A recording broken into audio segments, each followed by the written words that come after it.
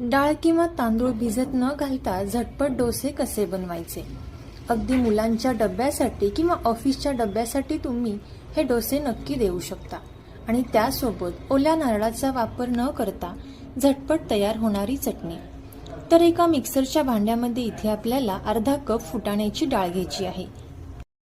यामध्ये आपल्याला बारीक चिरून घेतलेली हिरवी मिरची, 1 ते 2 चमचे दही, थोडीशी कोथिंबीर, चवीनुसार मीठ आणि थोडंसं पाणी घालून इथे आपण हे मिक्सरला बारीक करून घेणार आहोत.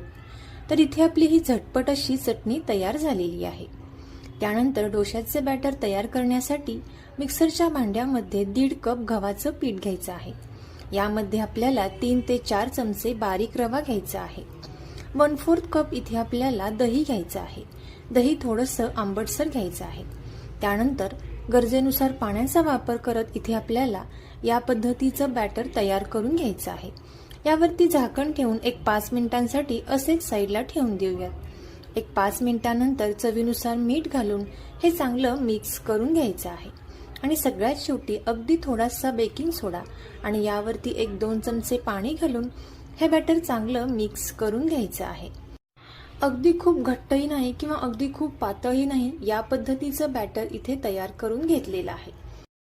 आता यानंतर डोशाच्या तव्याला इथे आपल्याला थोडंसं तेल लावून घ्यायचं आहे आणि यावरती पाण्याचा शिंतोडा देऊन टिश्यू पेपरने तवा छान असा क्लीन करून घ्यायचा आहे.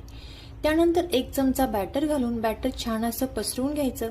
यावरती तेल किंवा बटर लावून घ्यायचं आणि मंद आचेवरती हा डोसा छान भाजून घ्यायचा. संपूर्ण सविस्तर रेसिपी पाहण्यासाठी खाली दिलेल्या त्रिकोणी बटनावर क्लिक कराल तर रेसिपी पाहायला भेटेल. थँक्यू.